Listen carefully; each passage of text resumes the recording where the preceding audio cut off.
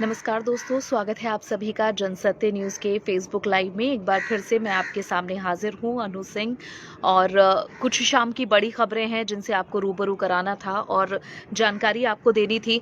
मशहूर कॉमेडियन भारती सिंह के बारे में हम बात कर रहे थे। भारती सिंह जो कि इस वक्त एनसीबी की कस्टडी में हैं, उन्हें गिरफ्तार किया गया था और आज उन्हें किला कोर्ट में पेश किया गया, जिसके बाद अब उन्हें 4 दिसंबर तक के लिए हिरासत में भेजा गया है और पुलिस कस्टडी में रहेंगी। न्यायिक हिरासत में उन्हें भेजा गया है। हालांकि उनके वकीलों की तरफ से एक बेल पिटीशन लगाई गई है, जिस पर सोमवार को यानी कल सुनवाई होगी। तो अब 4 दिसंबर तक के लिए ये पुलिस कस्टडी में भारती सिंह और उनके पति हर्ष लिम्बाचिया दोनों को रखा गया है।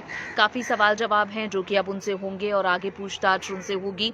उनके साथ ही 2 ड्रग पेडलर हैं जिन्हें किला कोर्ट में पेश किया गया था कॉमेडियन भारती सिंह के साथ, और उन्हें भी अब न्यायिक हिरासत में भेज दिया गया है। तो मुश्किलें बढ़ चुकी हैं भारती सिंह की, जहां उम्मीद ये की जा रही थी कि जल्द ही उन्हें बेल भी मिल जाएगी, लेकिन अब बेल मिलना थोड़ा मुश्किल होगा। जैसा कि हमने रिया चक्रवर्ती के केस में देखा है, जब उन्हें न्यायिक हिरासत में भेजा गया था उसके बाद लगातार उनकी बेल पिटीशन कैंसिल होती गई थी। तो ऐसा ही कुछ अब भारती सिंह के साथ भी हो सकता है।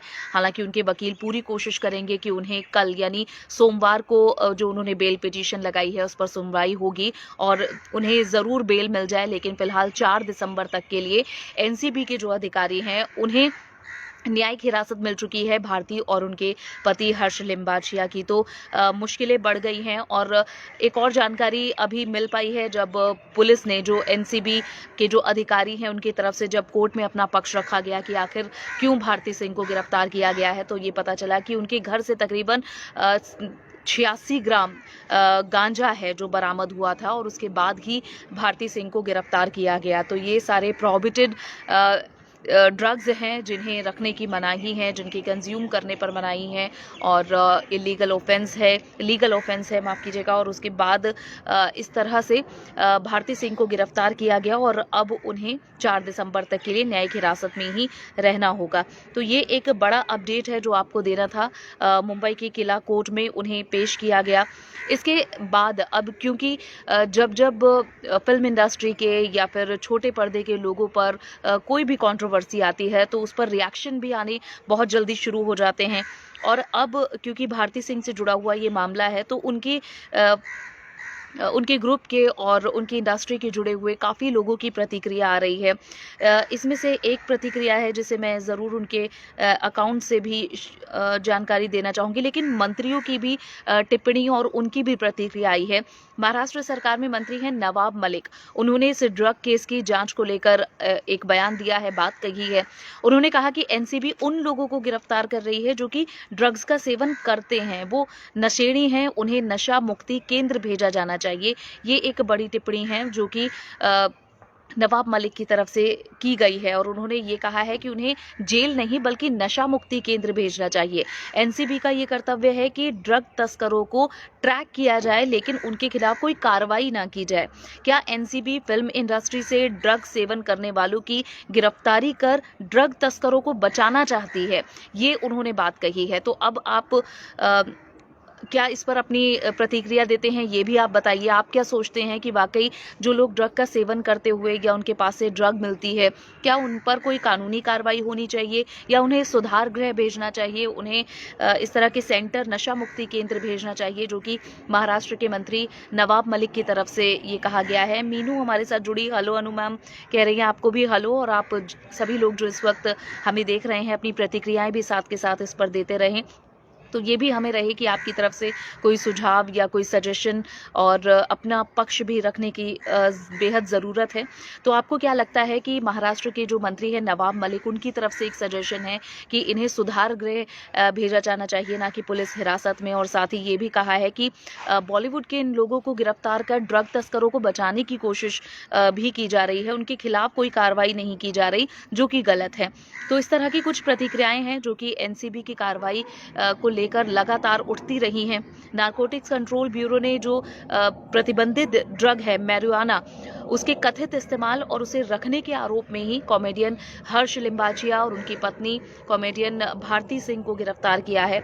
और इनकी गिरफ्तारी के एक दिन पहले ही, जहां देर रात इससे पहले भी कई ट्वीट आए थे और जैसा मैंने आपको ये भी बताया था कि 2015 का भारती सिंह का एक ट्वीट भी बहुत तेज़ी से वायरल हो रहा है, जिसमें उन्होंने लोगों से अपील की थी कि आप ड्रग का सेवन ना करें, इसे जो लोग इसके एडिक्टेड हैं उनकी मदद की जाए। और क्योंकि अब वो खुद ड्रग्स केस में फंस गई हैं, तो ऐसे में उनका वो ट्वीट बहुत ज़्यादा वायरल हो रहा है और लोग हर तरह की टिप्पणी कर रहे हैं कि आप खुद जो काम करते हैं और सोशल फिगर होने की वजह से आप लोगों को उस पर ज्ञान देते हैं, लेकिन आपको खुद उस पर काम करने की और उसकी लत को छोड़ने की ज़रूरत है। तो ये प्रतिक्रिया भी इस वक्त सामने आ रही है लोगों की। आप भी अपनी टिप्पणियाँ करते रहेंगे तो मुझे भी बहुत अच्छा लगेगा। इसके अलावा एक और न्यूज़ अपडेट आपको बहुत ज़रूरी है देना, क्योंकि एनसीबी की कार्रवाई तो लगातार चर्चाओं में है, लेकिन इस वक्त जो चर्चा में सबसे बड़ा विषय है वो है लव जिहाद का। जैसा कि आप सभी जानते हैं, मध्य प्रदेश से लेकर उत्तर प्रदेश की सरकारें और अब बिहार की सरकार से भी ये मांग की जा रही है कि लव जिहाद को लेकर कानून बनाया जाए। अब इस पर ओवैसी का एक बयान आया है, उनकी एक टिप्पणी आई है, उसे मैं आपको ज़रूर बताना चाहूँगी। उन्होंने कहा कि नफ़रत का ऐसा प्रचार काम नहीं करेगा, यानी कि जो लव जिहाद को लेकर कानून बनाने की बात की जा रही है, ये सिर्फ समाज के भीतर नफ़रत फैलाने का एक तरीका है। ऑल इंडिया मजलिस-ए इत्तेहादुल मुसलमीन के अध्यक्ष हैं असदुद्दीन ओवैसी, और उन्होंने लव जिहाद की आड़ में अंतर धार्मिक विवाह करने वालों के खिलाफ निशाना साधा है। उन्होंने कहा कि जिन राज्यों में लव जिहाद को लेकर कानून बनाए जाने की बात की जा रही है वो संवैधानिक प्रावधानों का उल्लंघन है। ये असंवैधानिक कृत्य है अगर आप लव जिहाद पर कानून बनाते हैं। कई राज्य मैंने आप जिनका नाम भी लिया कि मध्य प्रदेश, उत्तर प्रदेश, बिहार में भी मांग उठ रही है। इसके अलावा कर्नाटक में भी और कई राज्य हैं जहां पर इस तरह का कानून बनाए जाने की या तो मांग है, या सरकार ही इस पर और ज़्यादा डिस्कशन कर रही है। तो कुछ राज्यों में लव जिहाद का कानून बनाने पर जो बात चल रही है, उसी पर ओवैसी का ये कहना है कि अनुच्छेद 14 और 21 का घोर उल्लंघन ये होगा अगर लव जिहाद के ऊपर कानून बनाया जाता है। विशेष विवाह अधिनियम को तब भंग किया जाएगा। अंतर धार्मिक विवाह का विरोध करने वालों को संविधान का अध्ययन करना चाहिए। उन्होंने ये बात कही है कि जो अंतर धार्मिक विवाह है, अगर कुछ लोग उनके प्रोटेस्ट में आते हैं, उनके खिलाफ आते हैं, तो उन्हें कानून पढ़ना चाहिए, उन्हें संविधान पढ़ना चाहिए। नफरत का ऐसा प्रचार काम नहीं करेगा, किसी के पक्ष में ये नहीं है। बीजेपी बेरोजगारी का शिकार हुए युवाओं को विचलित करने के लिए ये नाटक कर रही है, ये बात कही है ओवैसी ने। तो अलग अलग पक्ष इस पर आ रहे हैं। आप क्या सोचते हैं लव जिहाद पर? और लव जिहाद पर हमने काफ़ी सारी रिपोर्ट भी की हैं जनसत्य न्यूज़ ने, आप वो भी देखिए। लव जिहाद पर कुछ इंटरव्यूज़ भी हैं, आपको उनसे भी एक गाइडेंस, एक नज़रिया पता चलेगा ऐसे लोगों का। तो उन्हें भी आप सुनिए। आप हमारे चैनल को सब्सक्राइब कीजिए, वीडियोज़ को लाइक और शेयर करते रहिए। एक अच्छा कंटेंट, एक अच्छा मटीरियल ऐसी खबरों पर हम देने का प्रयास आप लोगों के सामने कर रहे हैं। तो बहुत अच्छा होगा कि आप उसे अप्रिशिएट करें, आप लाइक और शेयर करें, और आप उन्हें सुनें और पढ़ें और अपनी प्रतिक्रियाएं ज़रूर दें। सभी पर कमेंट कीजिए, बताइए आप क्या और जानना चाहते हैं, सुनना चाहते हैं, या फिर कैसी आपको हमारी ये सभी रिपोर्ट्स लगती हैं, जानकारी देने का तरीका आपको कैसा लगता है। इन सब पर खुलकर आप टिप्पणी कीजिए, क्योंकि आपके साथ से ही, और क्योंकि खबरें आप तक पहुंचाने का हमारा काम है, तो आप लोगों की प्रतिक्रियाएं बहुत मायने रखती हैं। ये एक तरह का बूस्ट हमें देंगी, तो आप प्लीज़ उस पर भी बहुत एक्टिव रहिए। तो जैसा मैंने आपको बताया कि लव जिहाद को लेकर असदुद्दीन ओवैसी का ये जो बयान आया है, और ग्रेटर बातचीत में एक बातचीत हुई थी एक समाचार एजेंसी से उनकी, और उन्होंने ग्रेटर हैदराबाद नगर निगम चुनाव पर भी कहा है। उन्होंने कहा कि हैदराबाद बाढ़ प्रभावित रहा है, मोदी सरकार हैदराबाद को कौन सी वित्तीय सहायता प्रदान कर रही है, इसकी जानकारी दे। वे इसे चुनाव यानी कि सांप्रदायिक रंग देने की चुनावों में कोशिश कर रहे हैं, क्योंकि उन्होंने उस समय कोई मदद नहीं की जब बाढ़ आ रही थी, जब अन्य तरह की दिक्कतें हैदराबाद में थी। उनकी ये चाल यहाँ काम नहीं करेगी, लोग जानते हैं। तो ये ओवैसी की तरफ से बीजेपी पर बयान दिया गया है। उन्होंने एक तंज भी कसा है। उन्होंने कहा है कि अगर आप रात में एक बीजेपी नेता को जगाते हैं और उनसे कुछ काम, उनसे उनका नाम बताने के लिए कहते हैं, तो वो ओवैसी का नाम लेंगे। यानी कि वो ये कहना चाह रहे हैं कि इस वक्त बीजेपी को ओवैसी के अलावा, उनकी पार्टी के अलावा कोई नहीं दिखता है। इसके बाद वो गद्दार, आतंकवाद और अंत में पाकिस्तान पर आकर रुक जाएंगे। बीजेपी को बताना चाहिए कि 2019 के बाद उन्होंने तेलंगाना और खासकर हैदराबाद को कौन सी वित्तीय मदद मुहैया कराई है। तो अपने क्षेत्र के लिए उन्होंने कहा है हैदराबाद, जहां पर उनकी पार्टी का बेस है और वे खुद हैदराबाद से सांसद हैं, तो उन्होंने ये बात कही है कि हैदराबाद को आखिर केंद्र सरकार की तरफ से कौन सी मदद दी गई है, इसके बारे में बताइए। तो ये एक खबर है। एक और खबर, अगर जो लोग OTT प्लेटफॉर्म्स पर वीडियोस को और सीरीज़ को देखना पसंद करते हैं, तो उन्होंने अ सूटेबल बॉय ज़रूर देखी होगी, जो कि तब्बू की, क्योंकि एक बड़ी कलाकार हैं तब्बू और ईशान इसमें हैं, ईशान कपूर जो शाहिद कपूर के भाई हैं। तो इस फिल्म में ये जो सीरीज़ है, इसके अंदर एक सीन आता है जहां पर एक मुस्लिम लड़का हिंदू लड़की को किस करता है और पीछे गायत्री मंत्र चल रहा है। अब इसे लेकर ऑब्जेक्शन किया गया है और मध्य प्रदेश के गृह मंत्री नरोत्तम मिश्रा की तरफ से इस पर आपत्ति जताई गई है।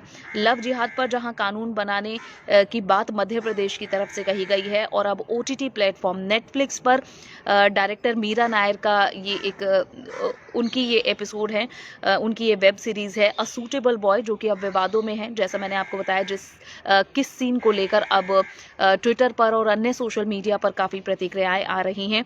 इस फिल्म में जो किस सीन है, उसमें ये कहा गया है कि ये हिंदू धार्मिक भावनाओं का अपमान है कि एक मुस्लिम लड़का हिंदू लड़की को किस कर रहा है और पीछे गायत्री मंत्र चल रहा है। गृह मंत्री ने अपनी टिप्पणी में लिखा है कि OTT मीडिया प्लेटफॉर्म पर अ सूटेबल बॉय में बेहद आपत्तिजनक दृश्य फिल्माए गए हैं, जिसमें एक मुस्लिम लड़का चुंबन के दृश्य फिल्मा रहा है और बैकग्राउंड में भजन चल रहा है। तो इसे लेकर ऑब्जेक्शन किया गया है। आगे उन्होंने लिखा है कि ये भावनाओं को आहत करता है। मैंने अधिकारियों को निर्देश दिया है कि इस बात का परीक्षण किया जाए कि इन दृश्यों के आधार पर नेटफ्लिक्स OTT प्लेटफॉर्म और कार्यक्रम के निर्माता निर्देशक पर क्या कानूनी कार्रवाई की जा सकती है। तो एक तरफ आप सभी तक ये जानकारी पहुंच गई होगी कि INB मिनिस्ट्री है, जिसके अंडर अब जो सोशल मीडिया प्लेटफॉर्म हैं उनका कंटेंट भी रहेगा, और ख़ासतौर पर OTT प्लेटफॉर्म, OTT की जो फुल फॉर्म है वो भी बहुत सारे लोगों तक इसकी जानकारी अभी तक नहीं है। तो OTT का मतलब है ओवर द टॉप, ठीक है। इस तरह के जितने भी सीरीज़ हैं उसमें हालांकि बहुत ज़्यादा अडल्ट्री सीन, बहुत ऑब्सैनिटी के बहुत सारे सीन होते हैं, और इस पर काबू करने के लिए, इस पर एक तरह से इसकी स्क्रीनिंग करने के लिए और सेंसर करने के लिए एक अथॉरिटी होने की ज़रूरत महसूस की गई है, और इस बाबत ही INB मिनिस्ट्री के अंडर इसे लाया जा रहा है। इस पर अब ये जो एक बयान है मध्य प्रदेश के गृह मंत्री नरोत्तम मिश्रा का, जिसमें उन्होंने अ सूटेबल बॉय में एक किसिंग सीन को लेकर आपत्ति जताई है, और साथ ये भी कहा है कि मैंने अधिकारियों को निर्देश दिए हैं कि इस सीरीज़ के जो निर्माता निर्देशक हैं उन पर कार्रवाई होनी चाहिए और देखा जाए कि क्या उन पर कार्रवाई हो सकती है। इस बीच मैं आपको बता दूं कि गौरव तिवारी नाम का एक शख्स है, और सोशल मीडिया प्लेटफॉर्म ट्विटर पर a suitable boy web series का किसिंग सीन पोस्ट कर उन्होंने आपत्ति जताई थी। और ये जो गौरव तिवारी हैं, ये भाजपा युवा मोर्चा के राष्ट्रीय मंत्री हैं। जिस सीन पर आपत्ति जताई गई उसमें लता और कबीर, जिन लोगों ने ये वेब सीरीज देखी हैं उन्हें वो इन नामों से फेमिलियर होंगे। लता और कबीर, लता जो कि मेन कैरेक्टर है, जिनके लिए वो खुद के लिए एक सूटेबल बॉय ढूंढ रही हैं, और एक मुस्लिम कॉलेज का लड़का होता है उनका कबीर, और जिसे वो पसंद करती हैं, उसके साथ ये किसिंग सीन उनका चलता है। तो लता और कबीर के किरदारों के बीच में ये किसिंग सीन चल रहा था, पीछे भजन चल रहा था, और इसी पर ही अब आपत्ति जताई गई है और कहा गया है कि ये हिंदू धार्मिक भावनाओं के साथ खिलवाड़ है और उन्हें चोट पहुंचाने की कोशिश है। तो web series a suitable boy जो मीरा नायर ने डायरेक्ट की है, और मीरा नायर एक बहुत बड़ी डायरेक्टर हैं, बहुत अच्छी फिल्में और वेब सीरीज़ पर वो काम कर रही हैं, और उन्हीं की ये अ सूटेबल वेब सीरीज़ है। तो इसे लेकर अब ये एक विवाद शुरू हो गया है, और जो भी लोग, अगर आप सभी पसंद करते हैं वेब सीरीज़ देखना, तो ये एक अच्छी वेब सीरीज़ है, आप इसे देख सकते हैं। लेकिन एक सवाल जो वाजिब नरोत्तम मिश्रा ने उठाया है कि अब OTT प्लेटफॉर्म पर जो कंटेंट है उसे भी स्क्रीन करने की और उसे भी सेंसर करने की ज़रूरत है। हालांकि सबका अपना अपना पक्ष होता है, कोई समय के साथ इसे बढ़ना कहता है, तो कोई इसे धार्मिक भावनाओं को आहत करने या चोट पहुँचाने वाला मानता है। तो आपकी क्या इस पर टिप्पणी है? जिन लोगों ने ये सीरीज़ देखी है, आप अगर उस पर कुछ कहना चाहते हैं तो वो भी आप ज़रूर हमें बताइए। बताइए। इसके अलावा एक और जो खबर है, जैसा कि मैंने आपको पहले बताया था कि बहुत सारे राज्यों में विधानसभा चुनाव होने जा रहे हैं। तमिलनाडु है, इसमें पश्चिम बंगाल है, और दोनों ही राज्यों में बीजेपी और खासतौर पर अमित शाह जो कि हमेशा एक नेतृत्व करते हैं चुनाव प्रचार समिति का, तो इसमें इसके बाबत अब अमित शाह पहुंचे हुए हैं। तमिलनाडु पहुंचे थे और वहां पर एआईएडीएमके के साथ उनका गठबंधन के तहत ही चुनाव लड़ा जाएगा, इसे लेकर उन्होंने ऐलान कर दिया था। लेकिन पश्चिम बंगाल में भी इससे पहले गए थे और पश्चिम बंगाल को लेकर अब ममता बनर्जी ने एक चुनाव कैंपेन शुरू किया है, जिसका नाम उन्होंने दिया है बंगाली गौरव। यानी कि वो वेस्ट बंगाल का जो एक सेंटिमेंट है बीइंग बंगाली, तो इसे वो अब प्रचार में इस्तेमाल कर रही हैं। बीजेपी को लोगों को बाहरी टैग दिया जा रहा है कि ये जो बाहरी लोग हैं ये पश्चिम बंगाल में आकर अब यहाँ उन्माद और यहाँ हिंसा फैलाने की कोशिश कर रहे हैं, और इसके काट के लिए उन्होंने कई सारे उनके जो नेता हैं, उनके मंत्री हैं, उन्होंने बहुत सारे ऐसे आर्ग्यूमेंट दिए हैं कि केंद्र में और अन्य राज्यों में किन बंगालियों को जगह दी गई है, किन्हें पद दिए गए हैं, किन्हें मंत्रालय दिए गए हैं, किसी को नहीं। तो इस तरह से अब वो प्रचार में जुटे हुए हैं। तो इन राज्यों के चुनाव प्रचार पर भी हमारी गहरी नज़र रहेगी और रहती है, इसके बारे में भी आपको जानकारी देते रहेंगे। तो ये दोस्तों तमाम खबरें थी जिसमें मैंने आपको बताया कि भारती सिंह कॉमेडियन, उन्हें अब 4 दिसंबर तक के लिए न्यायिक हिरासत में भेजा गया है। उनके घर से तकरीबन 86 ग्राम गांजा है, मैरिजुआना, जो पकड़ा गया था, और उसके बाद उन्हें और उनके पति हर्ष लिम्बाचिया को गिरफ्तार किया गया, और इन दोनों को ही 4 दिसंबर तक अब न्यायिक हिरासत में रहना पड़ेगा। उनके वकील के द्वारा एक बेल पिटीशन लगाई गई है जिस पर सोमवार यानी कल सुनवाई होगी। और इसके अलावा मैंने आपको बताया है कि ईशान खट्टर और तब्बू की वेब सीरीज़ है सूटेबल बॉय, जिसके किसिंग सीन को लेकर मध्य प्रदेश के गृह मंत्री ने आपत्ति जताई है। इसके साथ ही ये भी जानकारी मैंने आपको दी है कि पश्चिम बंगाल के अंदर जो चुनाव होने वाले हैं उसमें कैंपेन दोनों पार्टियां कैसे कर रही हैं, और साथ ही ये भी मैंने आपको बताया कि असदुद्दीन ओवैसी ने लव जिहाद को लेकर टिप्पणी की है, और उन्होंने कहा कि ये जो टिप्पणी है ये संविधान जो लव जिहाद को लेकर कानून बनाने की एक प्रक्रिया शुरू करने जा रहे हैं बीजेपी शासित राज्य, ये संविधान के अनुरूप नहीं है, बल्कि अलग धर्म में शादी करना ये गुनाह नहीं है। तो ये कुछ टिप्पणियां रही हैं, ये कुछ बड़ी खबरें रही हैं। इसके अलावा आप सभी इस पर क्या सोचते हैं? आप किसी और खबर पर अगर कोई डिस्कशन चाहते हैं तो वो भी आप हमें अपने कमेंट में ज़रूर बताइए, उस पर भी हम चर्चा करेंगे। भारती हैं, वो लिख रही हैं, thanks for informing us ma'am, thank you very much for listening. और आप सभी लोग इसी तरह से जुड़े रहिए। और प्रधानमंत्री नरेंद्र मोदी ने जो सौगात उत्तर प्रदेश की लड़कियों को दी है उसके बारे में भी चर्चा कर लेते हैं। पीएम मोदी ने यूपी को 5,555 करोड़ की सौगात दी है। इसमें 42 लाख ग्रामीणों को हर घर में साफ पानी मिलेगा। तो उत्तर प्रदेश के लिए एक बड़ी सौगात है, जहां पीएम मोदी ने 15 अगस्त को ही 2019 में लाल किले की प्राचीर से जल जीवन मिशन की घोषणा की थी, और ये इसका जो उद्देश्य है वो 2024 तक देश के सभी ग्रामीण घरों में नल से पानी का कनेक्शन प्रदान करना है। विंध्याचल क्षेत्र के करीब 3,000 गांवों तक पाइप से पानी पहुंचाए जाने की ये योजना है, और यूपी में 42 लाख आबादी को इसका फायदा पहुंचेगा। इसके लिए 5,555 करोड़ रुपए की 23 ग्रामीण पाइप पेयजल योजनाओं की अब शुरुआत की गई है। तो एक तरफ जहां शौचालय निर्माण, हर सर को घर देना और गैस पहुंचाना, गैस सिलेंडर पहुंचाना, और अब इसमें जुड़ गया है शुद्ध पेयजल। तो ये भी पीएम की कई बड़ी योजनाएं हैं, उनमें से एक है। मुख्यमंत्री योगी आदित्यनाथ भी इस दौरान उपस्थित रहे। प्रधानमंत्री मोदी ने वीडियो कॉन्फ्रेंसिंग के जरिए इस योजना की शुरुआत की है और ग्रामीण पाइप पेयजल परियोजना का आज शिलान्यास कर दिया है। तो 2024 तक का ये टारगेट है, हर घर साफ जल पीने का जो पानी है वो पहुंचेगा। इस दौरान पीएम मोदी ने जो कुछ खास बातें कही हैं वो भी आपको बता देती हूं। उन्होंने कहा कि जब विंध्याचल के हजारों गांवों में पाइप से पानी पहुंचेगा तो इससे भी इस क्षेत्र के मासूम बच्चों का स्वास्थ्य सुधरेगा और उनका शारीरिक और मानसिक विकास होगा, बेहतर होगा। और आगे इससे क्योंकि अगर हमारे बच्चे वो स्वस्थ रहेंगे, उनका विकास अच्छे से होगा, तो हमारे देश का भविष्य भी अच्छा होगा। ये बातें उन्होंने कही हैं। साथ ही मुख्यमंत्री योगी आदित्यनाथ ने मुख्य कार्यक्रम स्थल सोनभद्र जिले के विकास खंड चतरा की ग्राम पंचायत करमाओं में ये कार्यक्रम था। पीएम मोदी वीडियो कॉन्फ्रेंसिंग के जरिए जुड़े थे और सीएम योगी आदित्यनाथ वहां पहुंचे थे। अपने संबोधन में मुख्यमंत्री ने इस दौरान योगी आदित्यनाथ ने क्या कहा वो भी आप जान लीजिए जल्दी से। सरकार मिर्जापुर में 9 और सोनभद्र में 14 परियोजनाएं शुरू करने जा रही हैं, जिससे 42 लाख ग्रामीणों को फायदा होगा। तो पेयजल की भी एक बड़ी योजना है केंद्र सरकार की, जिसका शिलान्यास आज यूपी में किया है मुख्यमंत्री योगी आदित्यनाथ और प्रधानमंत्री नरेंद्र मोदी ने। और 2024 तक की ये योजना है जिस पर आज शिलान्यास किया गया है। इसके अलावा दिल्ली की भी हम बात कर लेते हैं। बहुत सारे दिल्ली के लोग भी हमारे साथ जुड़े हुए हैं। दिल्ली में इस वक्त कोरोना का जो संकट है उससे हम सभी रूबरू हो चुके हैं और काफ़ी ज़्यादा जो संक्रमण है वो पिछले 24 घंटे में भी बढ़ा है और मौतों का आंकड़ा भी बढ़ रहा है।